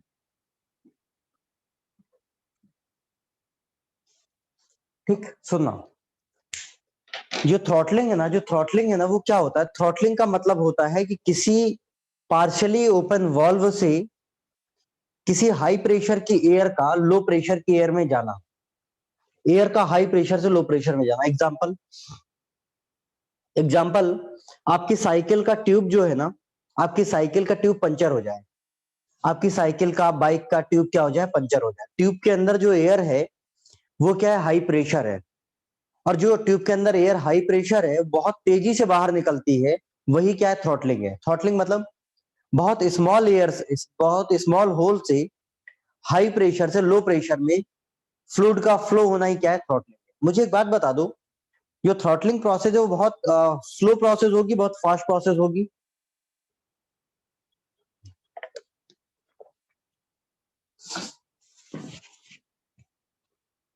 थ्रॉटलिंग बहुत फास्ट प्रोसेस होगी। गैस सिलेंडर में से, गैस सिलेंडर में से गैस का लीक होना क्या है, थ्रॉटलिंग। आपकी साइकिल के ट्यूब का पंचर होना क्या है, थ्रॉटलिंग। एक बलून आपने लगा रखा था, उसमें एक छोटा सा होल है, वहां से एयर निकल रही है, थ्रॉटलिंग। बहुत हाई प्रेशर से बहुत लो प्रेशर में जाना ही क्या है, थ्रॉटलिंग है। और आप समझ सकते हो, प्रैक्टिकली भी समझ सकते हो, प्रयोगात्मक रूप से आप देख सकते हो कि जो साइकिल जब पंचर होती है ना, ट्यूब पंचर होता है, तो एयर ट्यूब के अंदर से बाहर तो आ सकती है, लेकिन बाहर से अंदर नहीं जा सकती। मतलब प्रोसेस क्या है, इरिवर्सिबल होगी। इरिवर्सिबल इसलिए भी होगी क्योंकि बहुत फास्ट प्रोसेस है। फास्ट प्रोसेस हमेशा क्या होती है, इरिवर्सिबल होती है। ठीक, उसके बाद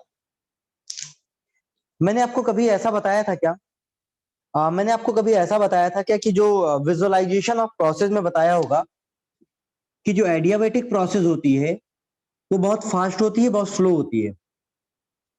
एडियाबेटिक प्रोसेस बहुत फास्ट होती है, बहुत स्लो होती है। बहुत फास्ट होती है। मैंने शायद आपको बताया होगा कि हीट को ट्रांसफर होने के लिए, हीट को ट्रांसफर होने के लिए कुछ ना कुछ समय की रिक्वायरमेंट होती है। मैंने आपको एक एग्जांपल दिया होगा, आपको याद आ रहा होगा,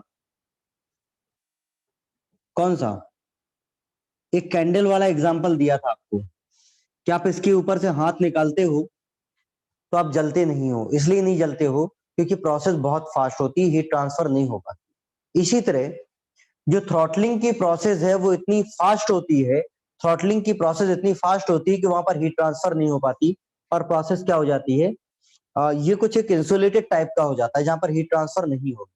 ठीक, तो देखो एक मिनट, नोट मत करना।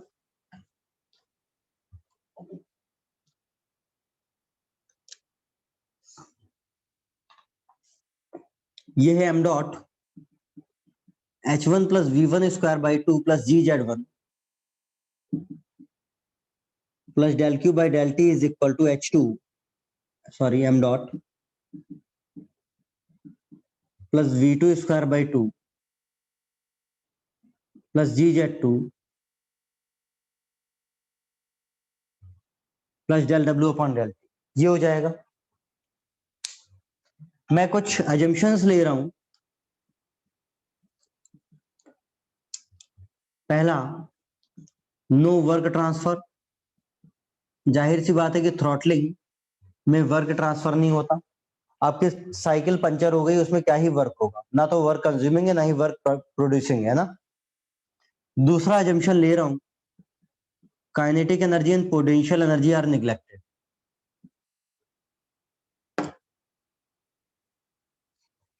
तो देखो kinetic energy and potential energy को निग्लेक्ट कर दिया है, वर्क ट्रांसफर जीरो होता है। ये हीट ट्रांसफर कोई जीरो लिखा है, ये कोई अजम्पशन नहीं है। हीट ट्रांसफर इसलिए जीरो लिखा है, हीट ट्रांसफर इसलिए जीरो लिखा है क्योंकि प्रोसेस बहुत फास्ट होती है, और बहुत फास्ट होगी तो हीट ट्रांसफर नहीं होगा। ठीक, तो यहां पर बचा क्या, M dot H1 is equal to M dot H2। M dot से M dot cancel, H1 is equal to क्या हो जाएगा, H2, मतलब H इज इक्वल टू क्या हो जाएगा, कांस्टेंट।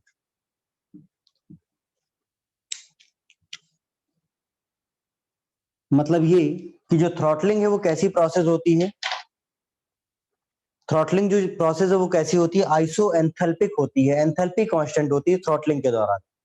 थ्रॉटलिंग एक आइसो एंथैल्पिक प्रोसेस होती है, बहुत फास्ट प्रोसेस होगी और इरिवर्सिबल प्रोसेस होगी। और थ्रॉटलिंग है क्या, बेसिकली हाई प्रेशर से बहुत स्मॉल होल से एयर का निकलना, जैसे साइकिल का पंचर होना, बलून में से एयर का निकलना, आपके एलपीजी गैस सिलेंडर का लीक होना, ये सब क्या है, थ्रॉटलिंग है। ठीक, तो उसमें लिखना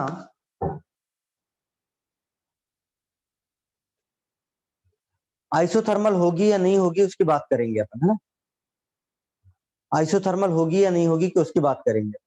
हाँ, लेकिन हाँ एक बात आप कह सकते हो, एक बात आप कह सकते हो,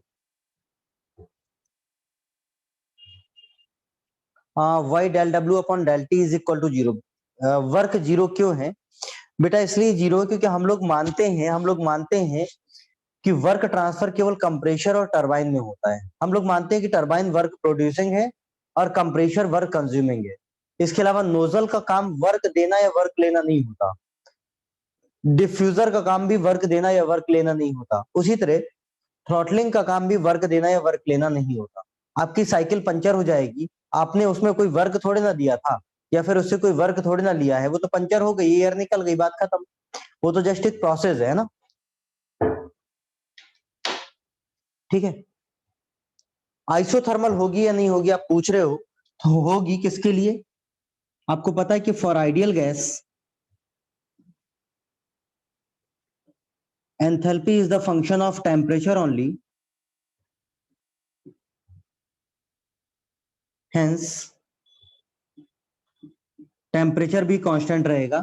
लेकिन ये टेम्परेचर कांस्टेंट किसके लिए रहेगा, ओनली फॉर आइडियल गैस।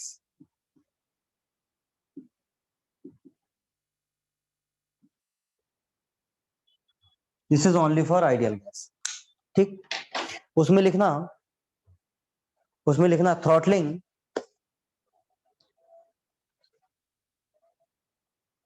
उसमें लिखना throttling is the flow of fluid, throttling is the flow of fluid from throttling is the flow of fluid from very high pressure to very low pressure. Throttling is the flow of fluid from very high pressure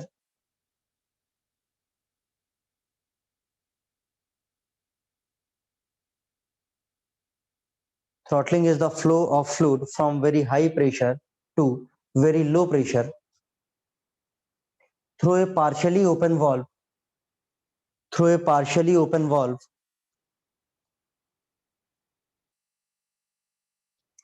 through a partially open valve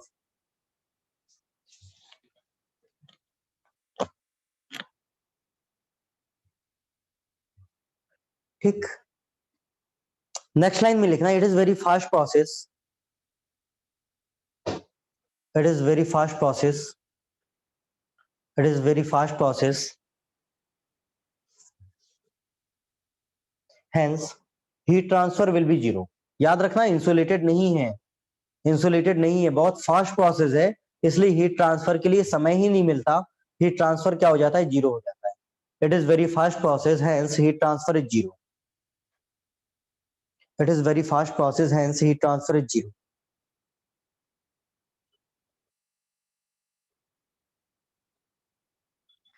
hence heat transfer is zero.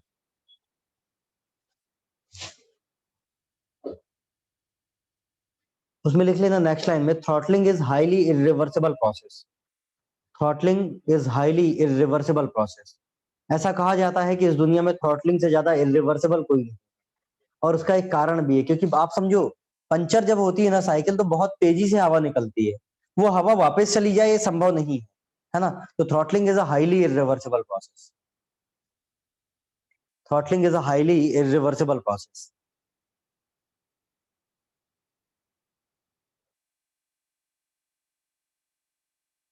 अरे मिट्टी साफ होना कोई work थोड़ी ना है मेरे भाई। आप साइकिल इसलिए, पंजाब का मतलब आपका घर गंदा हो गया, मम्मी बोल रही है कि घर की सफाई कर दो दिवाली में, तो लड़का 3-4 साइकिल ला करके पंचर कर रहा है साइकिल को, फिर घर साफ कर रहा है। ऐसा करोगे, है ना। सुनो, मम्मी पता चला तुम्हारी घर से निकाल देगी तुमको, तुम्हारी थर्मोडायनेमिक्स खत्म हो गई वहीं पे, है ना। सुनो, एक बार इसको नोट करो, फिर आगे बात करते हैं।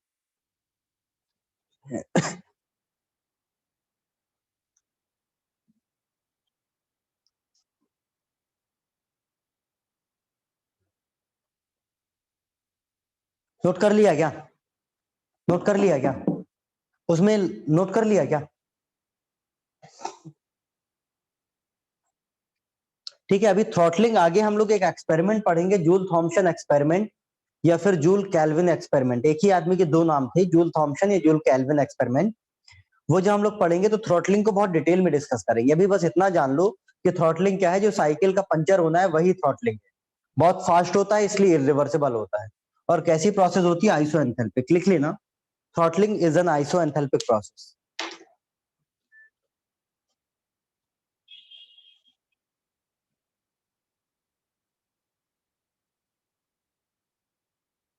Throttling is an isoenthalpic process. Throttling is an isoenthalpic process. ठीक है, तो आज के लिए इतना ही, है ना। कल अपन मिलते हैं तो इस पे क्वेश्चन करेंगे, स्टडी फॉर एनर्जी क्वेश्चन पे, और फिर आगे बात करेंगे, है ना। ठीक है, यूज कहाँ आता है इसका बात करेंगे अपन, जब बात करेंगे जूल थॉम्सन एक्सपेरिमेंट में, तो अपन बात करेंगे इसका यूज कहाँ पे होता है। रेफ्रिजरेटर में यूज होता है वैसे। रेफ्रिजरेटर में जो कूलिंग होती है वो थ्रॉटलिंग से होती है। बात करेंगे कैसे, है ना। ठीक है सर, मोदी जी में कितना एटीट्यूड है, वो फॉलोइंग है इंस्टा पे। ठीक है सर, मुझे हाइड्रोस्टेटिक फोर्स में दिक्कत आ रही है, क्या करूं? हाइड्रोस्टेटिक फोर्स में दिक्कत आ रही है, कुछ मत करो। यूट्यूब पे जाओ, इंजीनियर सर्किल सर्च मारो। इंजीनियर सर्किल सर्च करोगे, उस पे मेरे वीडियोस पड़े हैं कुछ, एफएम के स्टैटिक्स के, उनको एक बार देख लो, सॉल्व हो जाएगा, है ना। ठीक है, ठीक है, बाय बाय, बात करते हैं कल अपन, है ना।